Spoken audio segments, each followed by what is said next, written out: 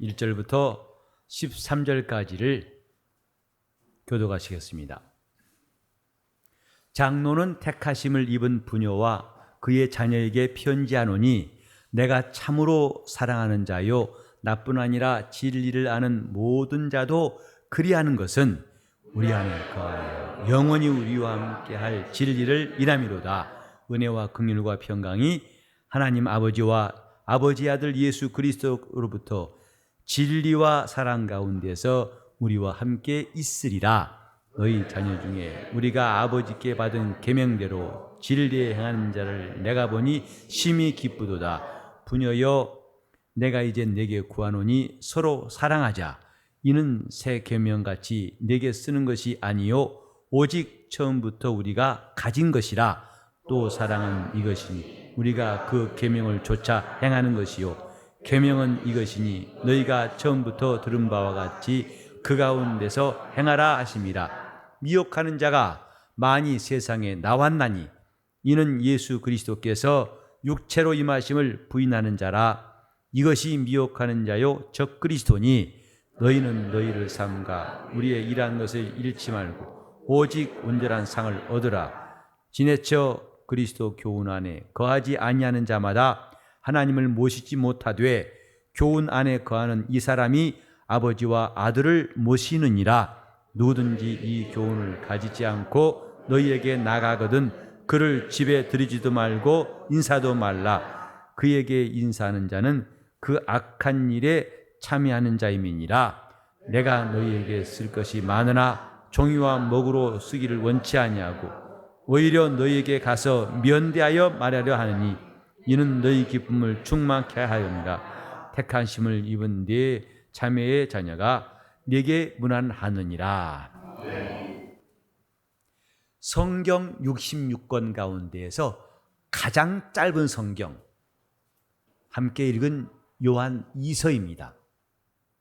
구약 성경에는 1장으로만 된 성경이 오직 하나가 있어요. 오바댜가 바로 그 책입니다. 그리고 신약에 오면은 1장만 있는 성경이 4권 있습니다. 그 시작은 빌레몬서가 이전에 있었고 그 다음에 요한 2서, 요한 3서, 바로 그 다음에는 유다서, 이렇게 해서 1장으로 된 성경이 5권이 있는데 그 중에서 절수록 가장 짧은 것 바로 요한 2서예요. 그러면 여러분 오늘 생각할 때 가장 빨리 끝나겠구나 라고 여기실 거예요. 근데 또한 경험해보면 길다고 길지 않고 짧다고 짧지 않더라. 이것도 경험에서 얻은 바입니다. 성경이 다양한 길이로 다양한 권수를 통해서 오랜 세월 동안 기록되었는데 그 메시지는 하나입니다. 하나님의 아들 예수 그리스도에 관한 거예요. 하지만 예수 그리스도에 대하여 여러 각도에서 다양한 방향에서 말하고 있는 것이 성경입니다. 오늘 이 요한 2서는 지난 시간에 배웠던 요한 1서와 같이 진리 안에 거하는 것과 거짓 선생들에 대해서 경계해야 할 것 두 가지를 말하고 있는 점에서는 거의 차이가 없어요. 하지만 어떤 차이가 있기에 요한 1서와 요한 2서가 다르다고 할 수 있는지 이제 그것을 여러분이 관심 가지고 잘 들어보시면 좋은 유익이 있을 것입니다. 먼저 6절까지는 하나님의 계명을 지키는 것에 대해서 요한이 칭찬도 하고 격려하는 내용으로 되어 있습니다. 그래서 진리 가운데로 행하는 것을 매우 기뻐하고 칭찬하는 내용이 담겨 있고 또 우리가 어떻게 살아야 할 것인가 사는 방법에 대해서 말하는 것이 있는데 그게 5절입니다. 우리가 서로 사랑하자. 우리가 서로 사랑하는 것이 우리의 해야 할 일이다. 그리고 그 사랑은 6절에 보면 우리가 그의 계명을 좇자 행하는 것이다. 하나님의 계명을 좇아서 행하는 것이 그게 사랑이다. 그 계명은 우리가 처음부터 들은 말씀들인데 그 가운데서 행하라 하시는 것이 바로 계명이다. 이렇게 해서 올바른 신앙이 무엇인가를 말한 다음에 7절부터는 그릇된 신앙, 우리가 경계해야 할 것이 무엇인가를 말했는데 그건 곧 미혹하는 자, 우리 신앙을 혼란스럽게 만들고 잘못 가게 만들고 마침내 믿음을 잃어버리도록 신앙을 제대로 갖지 못하게 하는 이런 일들이 있다 이것입니다. 마치 밤과 낮처럼 대조해서 우리 신앙생활을 권면한 책이 요한 2서입니다. 그래서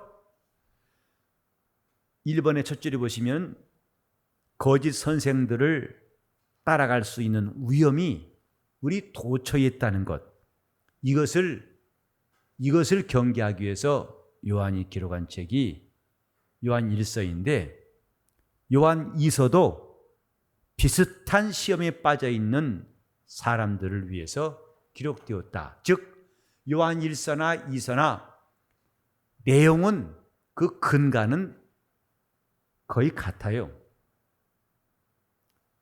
근데 그 다음에 차이점이 뭔가에 대해서 우리는 앞으로도 주목해 볼 것입니다만은 여기서 가장 중요한 게 뭐냐면 예수 그리스도의 성육신, 곧 예수께서 육체로 오심을 성육신이라는데 그걸 부인하는 일에 대해서 사도 요한은 경계하고 있어요. 우린 잠깐 여기서 왜 예수 그리스도의 육체로 오심을 부인하였을까? 또 우리는 그것을 왜 경계해야 될까? 잠깐 생각해 보겠습니다. 그 당시에 여러 주장들이 있고 이론들이 있었는데 대표적인 것이 영지주의라는 게 있어요. 이것은 근본 사상이 육체는 악하고 정신은 선하다 혹은 영은 선하다 이런 사상이에요. 그래서 선을 추구한다는 것은 육체를 학대해야만 되는 것이고 그게 영을 살리는 것이다. 이렇게 알아왔는데 예수의 복음은 하나님의 아들 예수께서 육체로 오신 것을 중요한 내용으로 삼고 있습니다. 예수의 성육신을 부정한다면 기독교가 아니거든요. 그런데 이들의 입장에서 본다면 어떻게 하나님의 아들이 죄를 지을 수 있는 육체로 오실 수 있는가? 악한 육체를 입었다는 것을 이해할 수가 없어요. 하나님의 선하심을 말하면서 어떻게 육체라는 이 속성을 함께 말할 수 있는가? 여기서 그들은 예수의 육체로 오신 것을 부인하기 시작했어요. 심지어는 예수님이 육체로 오신 것은 하나의 착각, 환상이었다. 실제로는 육체로 오신 것이 아닌데 마치 헛것을 본 것처럼 가현설이라 해서 가짜로 현현했다. 이런 주장까지 나오게 된 겁니다.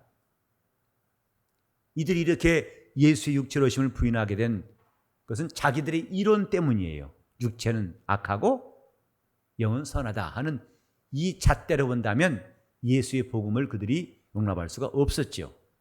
오늘날도 복음을 반대하는 가장 주된 무기는 자기 이론이에요.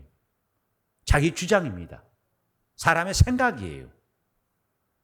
성육신뿐만 아니라 모든 기독교의 기본 진리를 제대로 받지 못하게 하는 첫 번째의 견고한성은 이론이에요.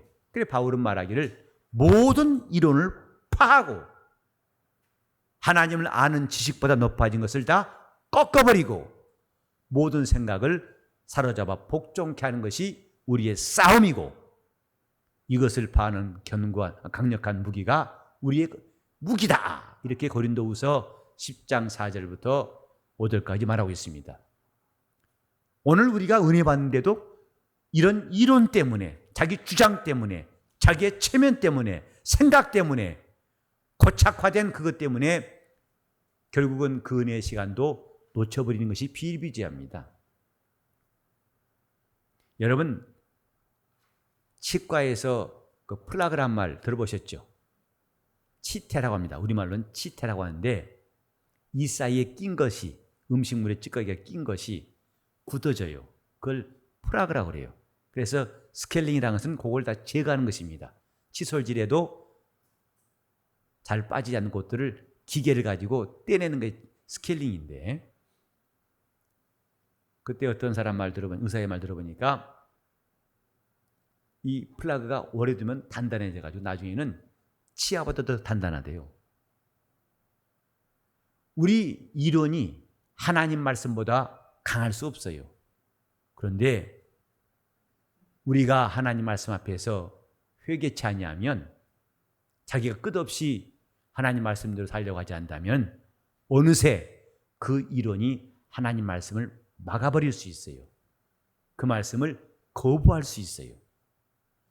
그래서 돌짝밭에 떨어진 씨라고 주님 말씀하셨는데, 그것은 말씀을 들었지만은 이생의 염려와 재리와 유혹에 말씀이 막혀 결실치 못한다.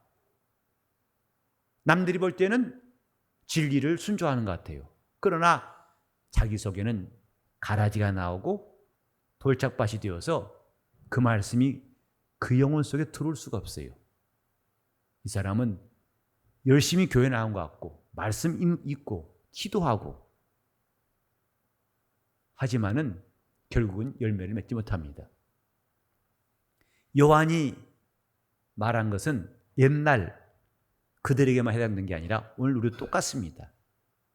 그리스도의 성육신을 부정했던 사람들, 그 당시에 있던 것처럼 오늘날도 그 성육신뿐만 아니라 우리 주님이 주신 진리를 이 모양 저 모양으로, 이 말씀은 괜찮아, 내가 안 지켜도, 이 말씀은 내가 몰라도 괜찮아, 이 말씀은 내가 불순종해도 괜찮아, 이런 식으로 말씀을 꺾는 일이 많이 있는데, 이런 것들을 심는 거짓 선생들은 예나 지금이나 있어요. 이런 것들을 경계하라는 것에 대해서 우리는 교훈받아야 됩니다. 그래서 두 번째 줄 보시면 예수 그리스도의 성육신을 부인하는 거짓 선생들의 위험에 대해서 경고하고, 이제 우리는 사랑 안에서 계속 행하기 위하여 이 글을 쓴다 하고, 사랑을 실천할 때 그 분별력 가질 것을 권면한 책이 바로 요한 2서입니다.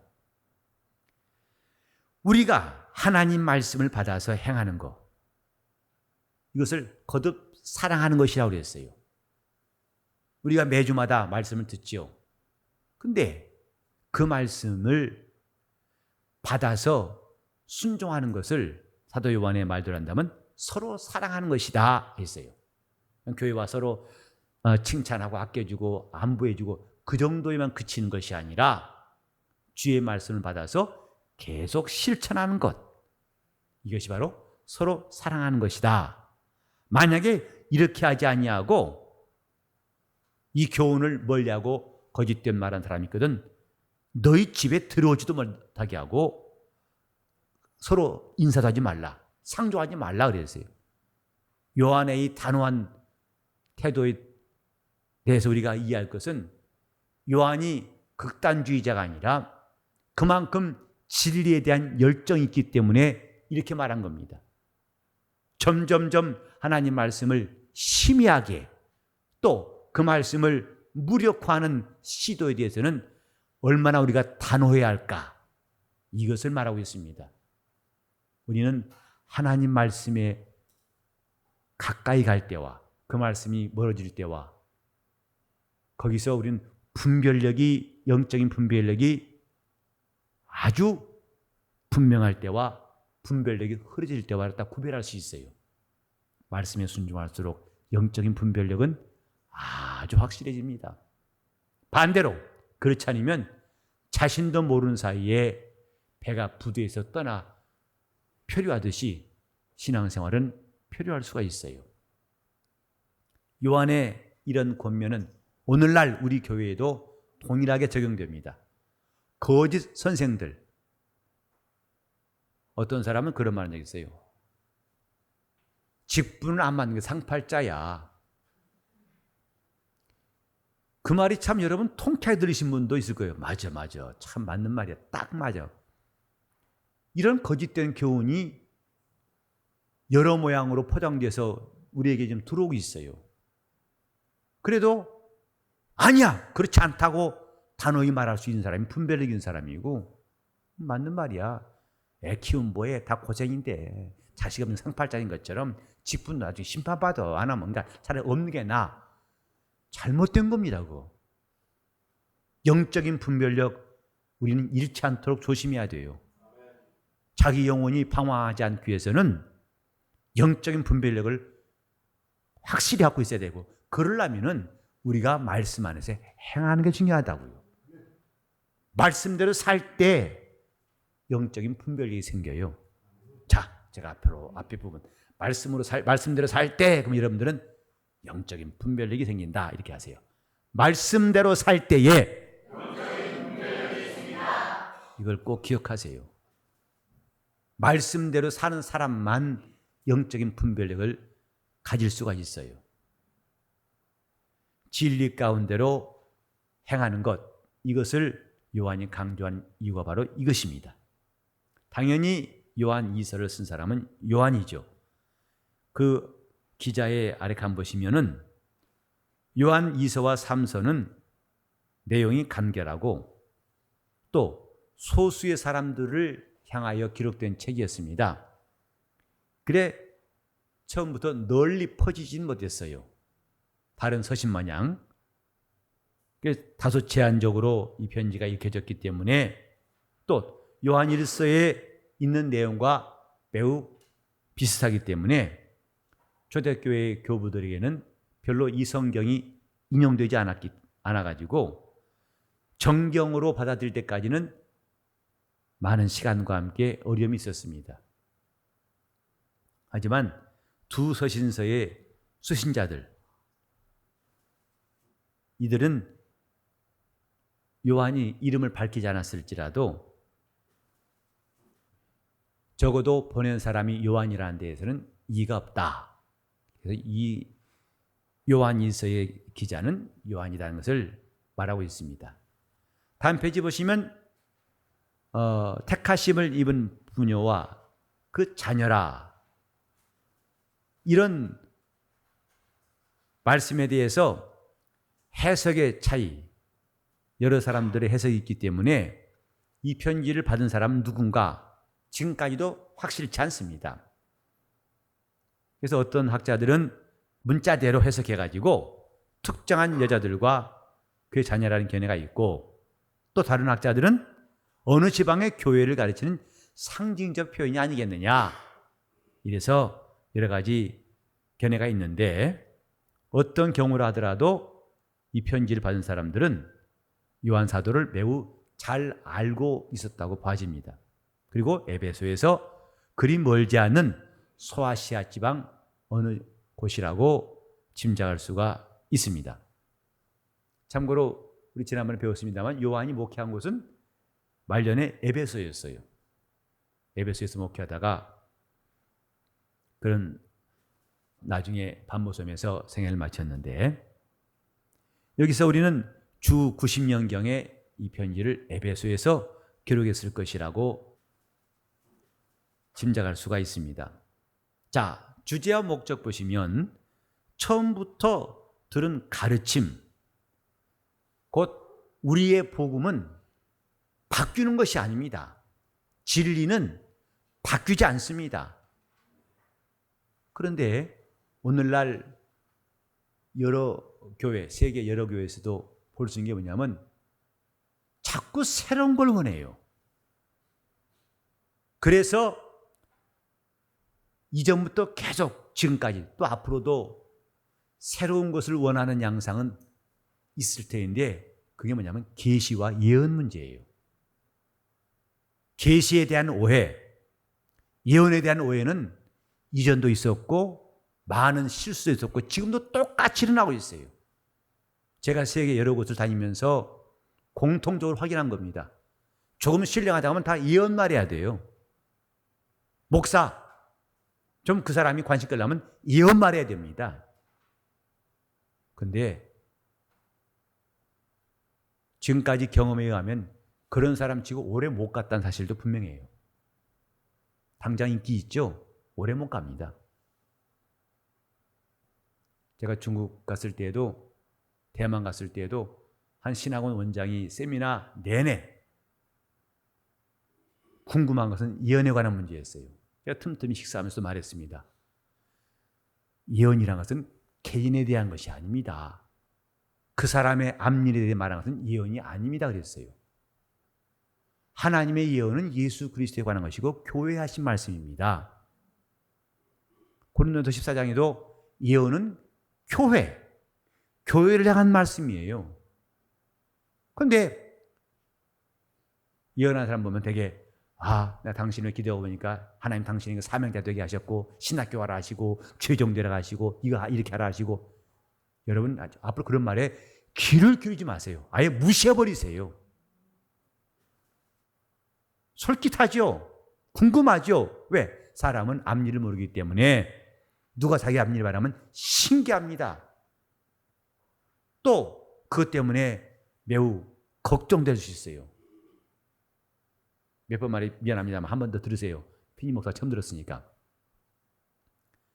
제가 초등학교 때 옆집 할머니가 좀 보자고 하더니 손을 내밀어 봤어요. 보시더니 어떻게 하니? 너 어떻게 하니? 그래서 왜 그러세요 할머니? 했더니 너 손금문이 장가 못 가겠다 하더라고요. 왜냐하면 이 가운데 손금하고 밑에 게 딱 붙어야 되는데 한테는 떨어져 있거든요. 보지 말아요. 또 뭐 보고 있어요? 이미 다 장가 간 사람들이 보고 있네요. 근데 제가 그 말 듣고 어린 나이에 무척 고민했어요. 장가를 못 간다는 이게 보통 고민이 아니에요. 우리 어렸을 때는 이 뒷꼭지에 가마가 있는데 가마가 하나 있으면 장가 한 번 가고 쌍가마 있으면 2번 간다고 했거든요. 그래서 진짜 뒷꼭지가 궁금했어요. 그러면 내 뒷꼭지엔 가마가 없단 말인가? 근데 몰래 내가 혼자 뒷꼭지를 볼 방법이 안 생겨. 거울을 아무리 놓고 와도 각도가 안 나와가지고 그런다고 내 친구한테 야 좀 봐주라 하기가 겁나요. 왜? 없다. 그러면 그 낙심은 차라리 내가 못 감당할 것 같아가지고 끙끙 앓았던 기억나요. 내 앞일이 궁금하잖아요. 그 약점을 가지고 파고드는 게 예언인 계시 문제예요. 여러분도 아시는 바에 그 할머니 말이 맞다 안 맞다? 여러분 증인이에요. 우리는 에 대한 호기심, 이것과 하나님 말씀을 혼동하지 말아야 됩니다. 호기심은 호기심일 뿐이고 믿음은 믿음이에요. 그 사람의 앞일에 대한 것은 앞일이고 하나님 말씀은 하나님 말씀이에요. 이거 섞지 마세요. 하나님 말씀 빙자해서 그런 말하는 사람은 오래 못 갑니다. 하나님 그 사람과 함께 하신 적이 없어요. 저는 평소에 이런 마음이 있어요. 내가 하나님 앞에 쓰임받기를 사모하면서 주여 나를 오래 쓰시옵소서. 끝까지 쓰시고 많이 쓰시옵소서.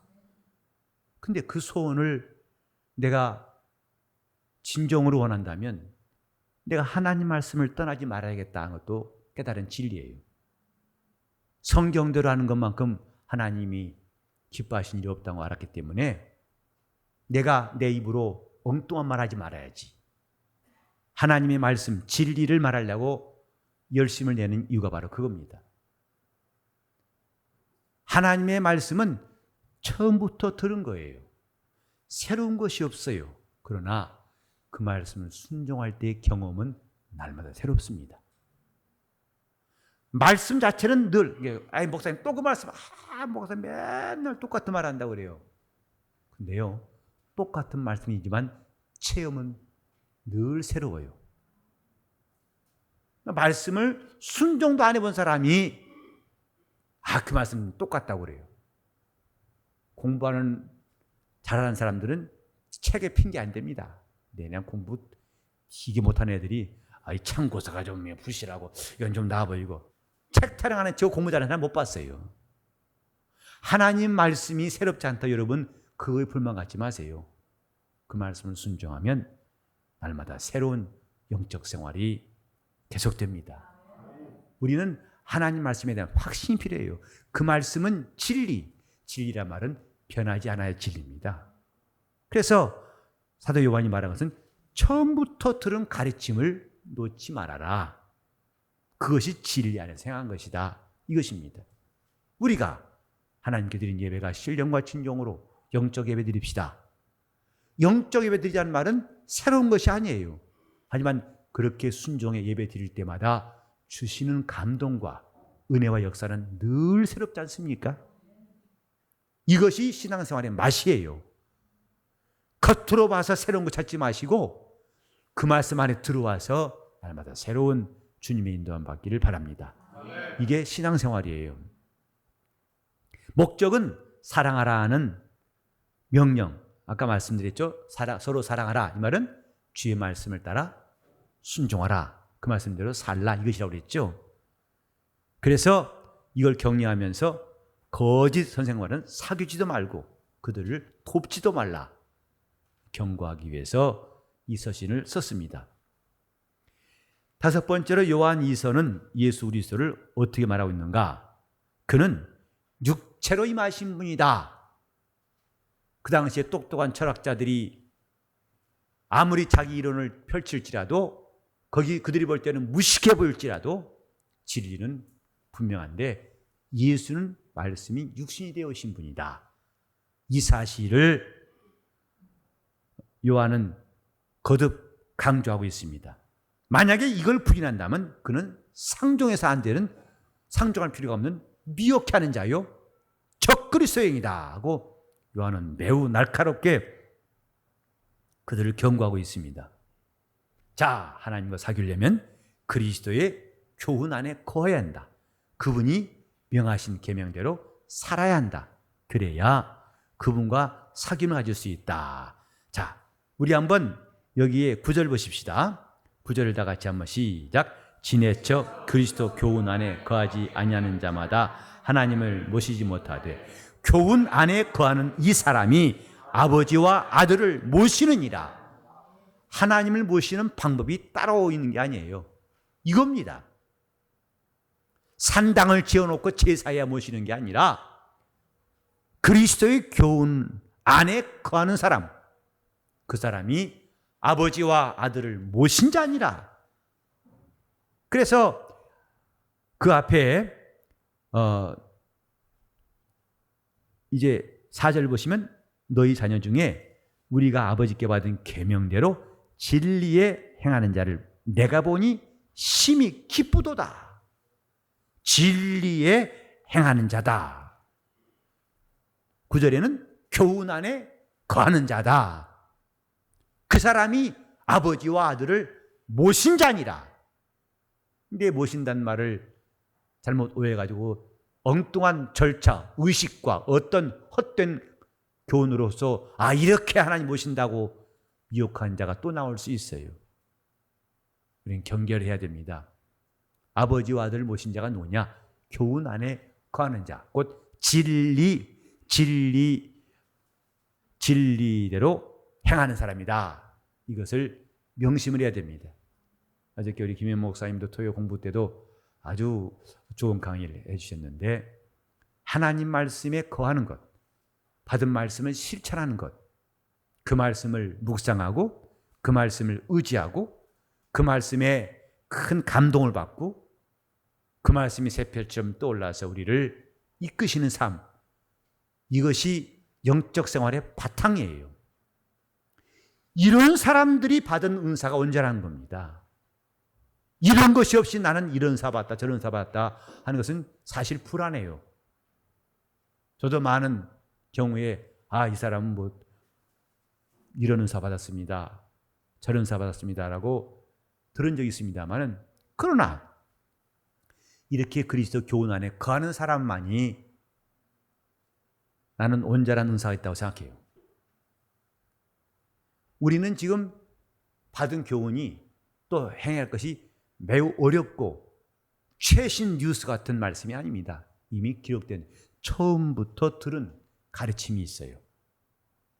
그것을 떠나지 말라는 것이 요한 사도의 간곡한 당부인 것입니다.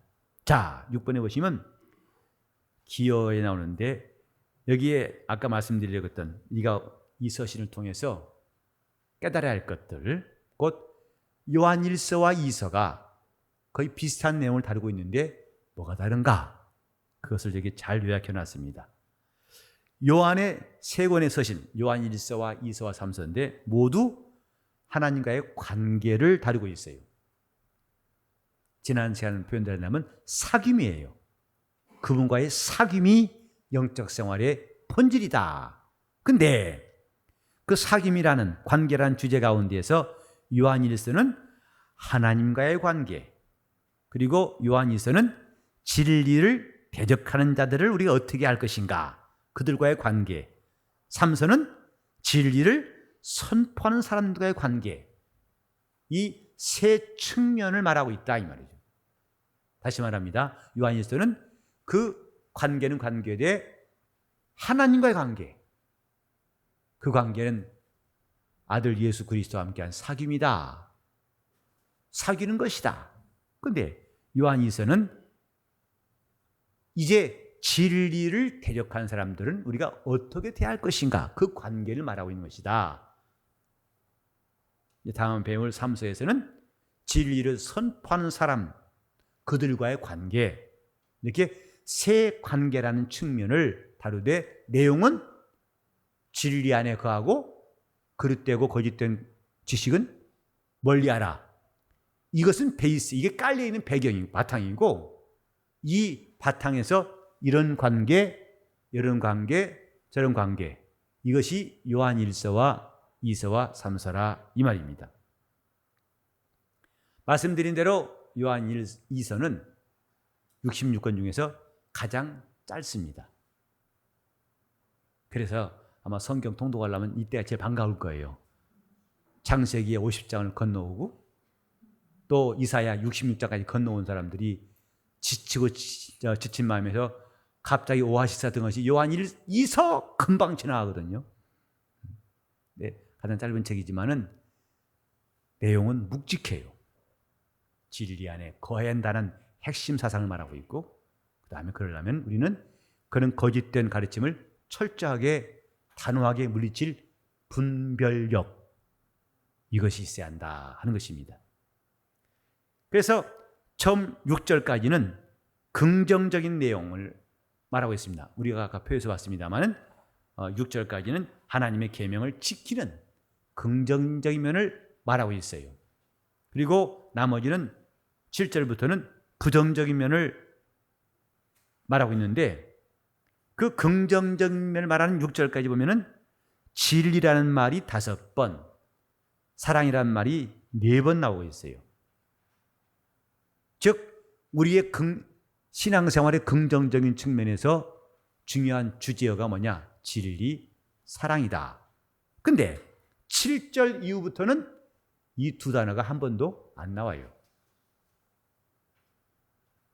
그들을 경고하고 경계한 자는 이 단어가 한 번도 안 나오죠. 그래서 여기 보면 만약에 택하심을 입은 부녀, 1절에 나온 대로 이것을 그냥 그대로 해석한다면 요한 2서는 유일하게 성경 중에서 여자에게 쓰여진 책이라고 할 수 있습니다. 그런 점에서 우리 교회 여자 성도들은 2서를 많이 읽으세요. 아, 이것은 여성들에게 보낸 책이구나 하고 많이 읽으시다 보면은 예수께서 육체로 오신 진리가 우리에게 얼마나 중요한 사실도 함께 깨닫고 믿음을 가질 수가 있을 것입니다. 우리는 하나님의 말씀을 듣고 그 말씀이 이루어지는 것이 영적 생활이라는 것을 기억해야 됩니다. 하나님 말씀이 이루고 또 이루어지게, 그 말씀이 성취되고 그 말씀이 우리에게 확신이 되도록, 이런 신앙생활을 거듭거듭 할수록 우리 영혼은 강건한 사람이 되고 악한 자를 이기는 영적 생활을 하게 될 수가 있습니다. 반대로 그 말씀을 듣고도 지키지 않고 흘려보낸다면은 그는 마치 모래 위에 집 지은 사람 마냥 언젠가는 반드시 그 집은 무너지게 되어 있어요. 반드시 신앙에는 신앙의 큰 시험과 함께 위기가 올 수 있습니다. 이건 예나 지금이나 누구나 다 예외가 없어요. 목사라고 예외가 없습니다. 주의 말씀을 가까이 하는 사람, 하나님은 지금도 관심을 가지시고, 그 말씀대로 하려는 사람, 하나님은 그와 함께 하시고, 그 말씀을 위해서 충성을 다한 사람, 하나님은 그를 사용하시고 역사하실 것입니다. 우리는 어떤 때 언제든지 정말 오직 주의 말씀만이 내 속에 이루어지도록, 내가 진리 안에 행할 수 있도록 다짐할 수 있기를 바랍니다. 자, 우리 한번 주의 말씀이 내 속에 이루어지사이다. 시작. 주의 말씀이 그런 간절함이 필요해요. 주님 말씀이 내게 형상화되게 하소서. 그 말씀이 내게 의지가 되게 하소서. 하나님 말씀이 나의 의지, 내 의지와 그 말씀이 하나가 될 수 있도록, 이런 신앙생활은 우리 주님이 세우신 교회에서 아주 아름답고 훌륭한 신앙생활입니다.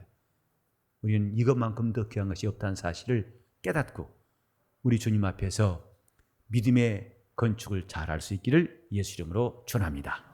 함께 기도하실 때 내 영혼이 진리 안에서 행할 수 있도록, 그 말씀 안에서만 행할 수 있도록, 내가 진리를 받은 다음부터 그 말씀을, 처음부터 들은 말씀을 끝까지 지키고 하나님 말씀이 이루어지는 영적 생활할 수 있도록 통성으로 기도하시겠습니다. 하나님 아버지, 우리가 하나님 말씀 앞에서